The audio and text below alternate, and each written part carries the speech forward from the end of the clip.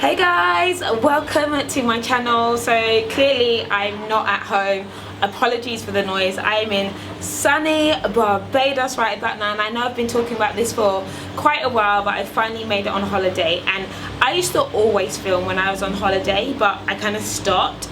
And the thing about when you go away is like it just gives you just this, it's like a weight lifts from your shoulders. I don't know, maybe because I work a lot when I'm at home, but when I go away, like I get really creative, I get really excited, I put on my makeup and I put on my nice dresses and wear colour and stuff, and I feel really good. And like when I feel really good, I really feel like filming, and I feel like I haven't really had a proper chat with you guys for ages and like really just expressed myself, so I just wanted to do that today. I hope you guys don't mind. Obviously it's not gonna be perfect because there's clouds, it might come in and out, but I just felt like coming here and having a chat and just, you know, sharing where I'm at on my work and stuff. So I asked people my Snapchat, and I only did it like half an hour ago, so I don't quite know how much I'm going to get on there, and on my Instagram as well. But actually there's like 200 questions, and in the meantime, what else did I want to talk about? My channel and stuff. Like I'm really interested to see where you guys want me to go next and what kind of videos you'd like to see from me. So I'm quickly going to just answer some housekeeping questions. Number one, my makeup look. I'm going to put all the details in my description bar below.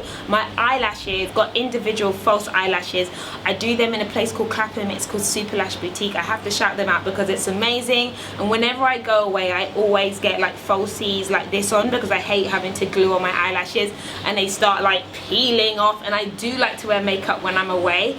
Someone asked me about how I maintain my makeup when I'm away. Girl, you know it's hard out here. It is hard out here. I really do struggle to maintain it, and it might sweat off and I just dab it again, but there is no way to beat the sun. And even right now my makeup's a little bit patchy because I don't think I bought the right foundation with me, but yeah. Anyway, let's see what y'all have sent to me right about now. Okay. And I do find that there's lots of questions that I have answered in the past. So if I've answered them in the past, I'm just going to skip over them. So what's my ultimate go-to beauty product? Oof. I mean, I always talk about Estee Lauder Double Wear. I love the foundations, but I'm looking at trying new foundations, and I'm going to do a new updated foundation and contour routine. Right about now it will be any kind of lip product. I always say that, and I'm loving this LA Splash that I've been wearing. I'm gonna have a makeup tutorial that shares like my most current favorite look, but I mean my go-to makeup product will be a moisturizer. Okay, let me be honest with you, right? Because you can't just have foundation because your eyebrows will be disappearing, you'll have no eyelashes, and your lips will look dry. I can't just have lip product because it just won't blend and look quite right. So there's no one thing, so I'd say moisturizer, okay, because nobody likes an ashy face. How many kids do I plan on having? I have no idea. Like, I'm having one right now. Let me just deal with that as it currently stands, but I would love to have two. Victoria Beckham has 4. When I think about that, I had this discussion with Mike this morning because Mike's a big Beckham fan, and I was like, Victoria's got 4 kids and this woman is serious. But I think mine would be between 2 and 3. How do I feel about becoming a mother? I'm going to be completely transparent and honest with you.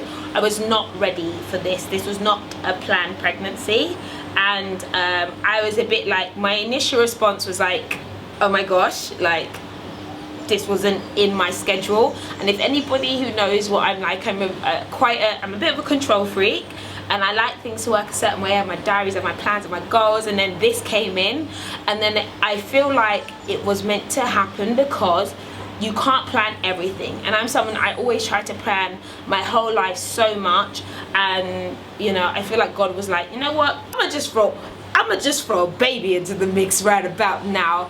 And so it's taken a while for me to warm up to it, but and I'm gonna be honest with you, I don't feel like I'm the most maternal, like googly-eyed mother in the world. Like, I want to be fantabulous and like glamorous, which is why some of you guys have noticed that my looks have changed since I got pregnant. Obviously you have the glow and stuff like that, but like I've been making more effort because I don't want to let it slip. And that might sound shallow to some people, but that's my genuine feeling. And I know at the end of the day, when you have a baby, love will fill you. What are some of my favorite books? I love The 4-Hour Workweek by Tim Ferriss. I love Feel the Fear and Do It Anyway by Susan Jeffers. I like the 7 Habits of Highly Effective People. So I'm a kind of person, I really like self-help books and personal development books. What do you think about when you're feeling down that instantly lifts you up? I think about the grace of God. I think about the fact that I am alive. I am fully blessed. I have a family who literally love me. I have people around me who love me and support me. I have grace, I have knowledge, I have wisdom, I have my right mind. And sometimes it's hard to feel good. You wallow in the things that you don't have, but I think it's really important to really reflect on the things that you do have, because these things will empower you. Because when you realize that not everybody has what you have, obviously we all have those down days. I have them, but I think gratitude is a great way to get out of your down moments. My biggest fear about becoming a parent, I'm not worried, man. And I think one of the things that I want for my child, and I always say this, I feel that we're living in a world where people have lost love, where they've lost openness, and I always pray and I always want for my child to be someone who's filled with love and compassion, because I think that's going to be a skill set that a lot of people in the future won't have. But I don't have fears, I have excitements. I do worry about getting fat though, I'm not even going to lie to you. Like if I'd be 100%. We're doing 100 right now. Also, what's the piece of advice that you're going to instill in your newborn child's life? Love others and love yourself. Be compassionate and don't allow the ways of this world to remove that from you, because I feel like, and maybe I sound like just some weirdo, but I do feel like love and compassion is like a really, really important thing in the world we live in today. What's the most important thing in marriage? Communication. And I think this is something that in my relationship, me and Michael have really learned a lot recently. If you can talk things through and respectfully just get it out, what's on your chest, get it out. Don't do this, don't worry about it. Don't do this holding it in. Like, talk about it, because at least if you talk about something, you can deal with it. But if you never talk about something, how are you meant to deal with what's affecting you? And at least when you lay your cards out on the table, and I've always been this kind of person, like I wear my heart on my sleeve, I lay my cards all out, and it's important to do that, but also in a way that isn't harmful or hurtful to another person. How do you let go of someone and be able to focus on yourself? For all my girls who are having breakups, I know Valentine's is coming, I would say it takes time. Don't just think that all of a sudden you're over that guy. Some girls are lucky like that, some girls are not. But realize that time is a really strong healer, and also focusing on what you want for your future and visualizing potentially things that wouldn't be right. Usually when people break up, there's a reason.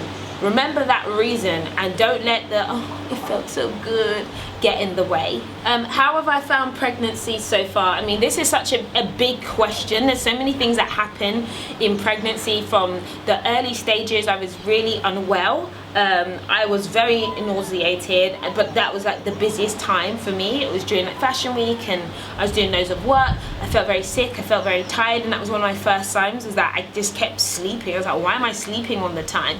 And I didn't know I was pregnant, obviously. And then I went through the stage of feeling great and feeling normal. Right now I feel really good. Yeah, right now I feel really great, really good. Sadly, I have got pelvic pain, which happens to a lot of women. Is basically you release something called relaxin, which makes your ligaments are looser. So if I walk a lot, I get really bad hip pains, and like I just have a lot of aching. But other than that, I feel good. Emotionally, I feel a lot better now. Earlier on, I was literally a wreck. And I think that's why I kind of closed up. Initially, something made me just feel like closing up and kind of like protecting myself. I think it was hormonal, but I feel good now. It's my favorite country that I have traveled to. It's gonna be, I love Southeast Asia personally. I am an African woman who likes Asia. I've spent a lot of time in lots of different places, from Malaysia to Bali to Singapore to Thailand. I had a great experience there with my husband. But I love the food. I won't lie, I love the food, and it's visually beautiful, like literally beautiful, and also you can get around very easily. What did you notice in pregnancy that no one talks about? You need to use the toilet a lot, and you might accidentally wee yourself once in a while. I am often running to the toilet for a wee, and when I need to go, I need to go. It's not even a joke. Were there any racial issues when you and Mike were dating / now that you're married? No, there weren't. Realistically, we're both from quite modern cities. Both of our families are relatively chill, and we're two human beings who share very similar upbringings, if that makes any sense. So what has been my biggest achievement? I mean, going it alone and doing what I currently do, plus a lot of the other things that I do behind the scenes, really are big achievements for me, because I feel like I could have gone one way and didn't go down that way. And I hate to be one of those cryptic people, but not everything has come to me really easily, if that makes any sense. There are a lot of challenges and things that I've had to face in my life. A lot of barriers, a lot of no's, a lot of reasons why certain things should not work for me, but they have. So just overcoming those challenges and doing what I currently do, and they really are big achievements for me. What are my 3 top tips for someone who wants to start a YouTube / vlogging career? Definitely be genuine, be honest, do what you really like and what you think you can continue to sustain in the long term. You don't have to follow a trend. Actually, I think right now people are looking for people who are a little bit more fresh, a little bit more new, a little bit more different, and also find out about competitions. I talked about the Rimmel competition. Like, these competitions really do help and set people apart, and also network with other YouTubers and that kind of thing. What is the one piece of advice that I would give my young viewers? And I feel like I've still got a lot of younger viewers, although I feel like my viewers are getting older. I'd love to know how old you guys are. My advice to you guys out there is to be yourself. Don't be distracted or fooled by what you're seeing here and what you're seeing that. Stay focused and stay true to who you are. Maybe by your own code of conduct, or by your own standards that might make you seem a little bit weird, but it's okay, because being different is going to set you apart in the long run. And when I reflect on myself, sometimes I realize that I'm not the coolest person. I've never been cool. I was never really popular, but people like me, and I was always a little bit of a go against the tide kind of person anyway. And that when you're older, you feel actually more proud of yourself. You didn't have to follow everybody down the route that they went. That half of them, where are you now? Where are you now? So, you know, if you have to be that person who goes against the grain and people look at you like you're weird, it's okay, trust me. For now, really doesn't make any difference. But I like this question. How do you stay organized and manage your time? I love this kind of question. Look at the way my face lit up, right? I think I want to do a series. I want to talk about all proper adult things really soon. I just need to get my act together, but when I'm out here I'm thinking about it. But I live for my diary, my calendar, my notepad, my Excel spreadsheets. If you don't know, get to know. I love Excel. I love software that helps me organize my invoices and all that kind of good stuff. So I really do like using tools and applications that are a little bit more technical to help me manage and organize my life. And I think the key thing though is making a choice and doing it. Don't say you're going to do something and then let it slip and let it slip. You can let everything slip all the time, and then you're just a mess. And also, I try not to set too many tasks for myself to do. So I'll try and maybe set 3 key things that I want to achieve in the day, and then after that, whatever else I've got to do, I'll do it. But I always, the night before as well, write down a list of things to do. But I've got much better tips for like organization, if I'll be honest with you. So how did I find it leaving work and becoming a full-time YouTuber? It was definitely a transition for me. If some of you guys don't know, my career, I actually interned, and I can talk about where I worked now. So I worked at Merrill Lynch. I worked in within investment banking. I worked in prime brokerage technology, and I was an analyst there, business analyst. And then I was made redundant. I talked about it on YouTube, and then I moved to Deloitte Consulting. And I'm going to tell you that Deloitte Consulting was not a joke. that was the hardest job in the world, right? But also the job was hard, but I learned the most that I ever learned, and I worked there for about 1.5 years. I learned the most that I ever learned. And then after that, I worked at another company, which is a private company, where I worked part-time, and actually they work within the whole YouTube business. And I didn't want to jump out of not working to blogging. And then after I realized, okay, I can balance my time, and I need a bit more flexibility, I was able to leave. So it was a transition, and I've got 4 or 5 years work experience under my belt. So I feel quite confident. I've got something to fall back on. A lot of people are asking about my vlog channel and why I'm not really vlogging. I'm actually planning on vlogging maybe bi-monthly on this channel, and I realized that for me personally, I got to a place that I don't want people to just like me because they like my relationship, and I don't actually care that much about fame. Like, I don't actually want to be famous, I don't want to be popular. I remember the reason why I shared was because I liked traveling and I liked recording my journey, and then I've realized that sometimes it became a little bit mundane vlogging for the sake of it. And if I have to do stuff, if I start thinking that I'm living my life to get hits and views or to entertain people, it wasn't gonna work for me. And I feel like I will vlog like randomly if I feel like it. But I think me and Michael came to that decision that it kind of can warp your mind, you know. I really do think that vlogging your life regularly or filming your life, same with the Kardashians, people who put their life out there all the time, it can kind of remove authenticity from your actual moments. And I saw that happening, and personally I didn't like that. But I don't mind sharing my personal journey, but I think for my relationship and my home, my family, that I just felt like it wasn't for me. It took away from too many moments that I really enjoyed. What features of yours would you like your child to have? I like this question. I was gonna say like my nose. I quite like my nose. Ish, yeah. My nose, I like my face shape. I think I've got a really nice face shape, and I've got nice cheeks. It sounds like I'm really like feeling myself, but yeah. Tips on revision and getting good grades. Definitely speak to your teachers. Do as many test papers as you possibly can. If you have any questions, ask people. Make sure you get the right answers. Google is also your friend, but there's nothing like saying to a teacher, can I pencil in half an hour with you? And just have your questions already set up. But it's been a long time since I've studied, so yeah. What's the one thing I think should be left in 2015? Bad energy. Bad energy. And I feel like I want to be really honest. I was burnt quite a lot last year by people, if that makes any sense, and it caused me to close up. It made me think, you know what, bun all of you.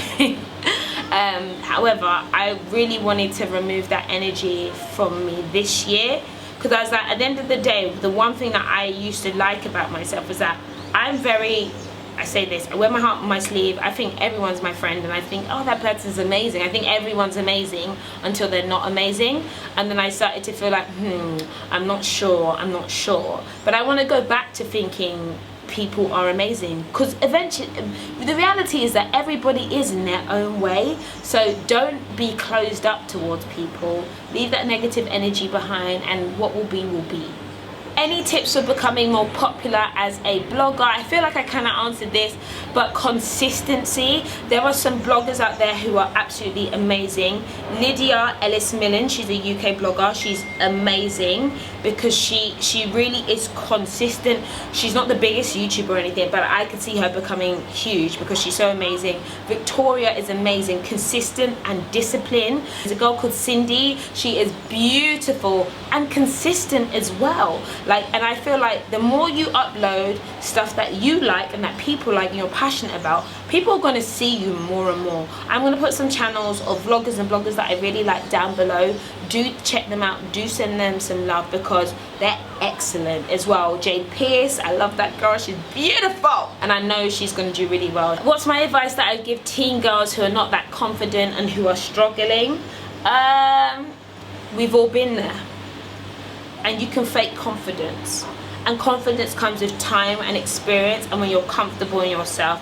I don't think there are teenagers out, well, there might be some who might appear to be confident, but they aren't. And also, it's okay to not be so confident, because in your weakness you find strength. And I'm going to do a video on this at some point in time, so don't worry about it. You will grow in confidence, but don't let the words of others bring you down. And I always say this, don't allow enemies of progress to come and speak into your life.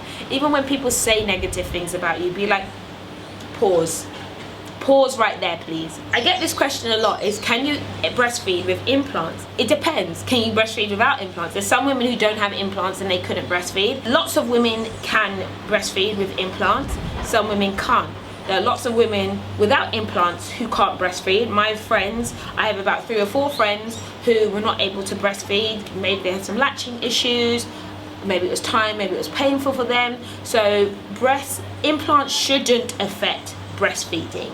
There's no link, and my implants are under the muscle, so there's no connection between my milk ducts and my nipples to my implant. They're not near that part of the boob. So I should be able to. How do you support yourself when everybody's given up on you? I always say that people will always fail you. Relying on other people and what they do for you to be your benchmark for happiness and success is always going to fall short, because people will always fail you at some point in time. It is human nature. You have failed somebody and somebody will fail you. That's okay though.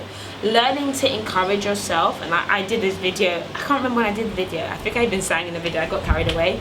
I think that learning to encourage yourself, be happy in yourself, and know that your happiness will only come from you. Your happiness can't come from someone else. It has to come from internally. And then that really sets you up to ensure that even if people aren't necessarily there, you're not going to get so low that you can't keep it moving. But what's the best and worst smell you can currently think of? I was going to say like maybe baking, but I'll be honest, it's like rice and chicken and stew being cooked in my house, like going to my mum's house and knowing that grub is up. That's a good smell, but obviously I wouldn't want to smell like that physically, but I like that smell. But physically I love a sweet smell, vanilla smells, warm smells. I love Giorgio Armani C, that's a beautiful smell. And the worst smell is sewage. Just sewage is disgusting. What camera and lighting equipment do I use to film my videos? I use a Canon 6D, which is very similar to a 5D. It's a full frame camera. Not sure what lens I have. I will link it in the description bar below. I have rubbish lighting right now. I'm trying to buy some new lighting, but I usually actually use natural light and just umbrella lights, and I've got a Rode mic as well, so it's nothing fancy, but I want it to get a little fancier, I won't even lie. Nigerian jollof or Ghanaian jollof, and I have to say Nigerian jollof, it tastes real nice. If you don't know what jollof is, it's basically a rice dish that West Africans fight over and say that they're the ones who invented it. How many languages do I speak? I sadly only speak one language, which is English, barely. What am I currently watching on Netflix at the moment? So I was watching Last Kingdom, and I mentioned it being a favourite of mine, and then when someone said, if you like Last Kingdom, watch Reign. Reign is 3 series, and it's 20, I think it's 20 episodes a series, if not more. I ended up watching the whole thing because of someone's recommendation. I'm not even joking. And it's not, the first series was not that good, but eventually you start to like the characters. I really liked it, and the costume was amazing in Reign. I really do like it. So I've watched all of that. That's currently what I'm watching. What would you do if you could go back in time and change anything? I would have stopped the slave trade. I would have stopped the slave trade. I would have stopped slavery in general. I would have stopped the Nazis if I could have. When I reflect back on the fact that, and I get really, really annoyed by this, but if you think that there was a time where people thought that would delude themselves and believe another set of people are not a set of people because of a difference in religion or skin tone, and think, you know what that means I'm going to do? I'm going to snatch them from their land, and I'm going to make them work for me.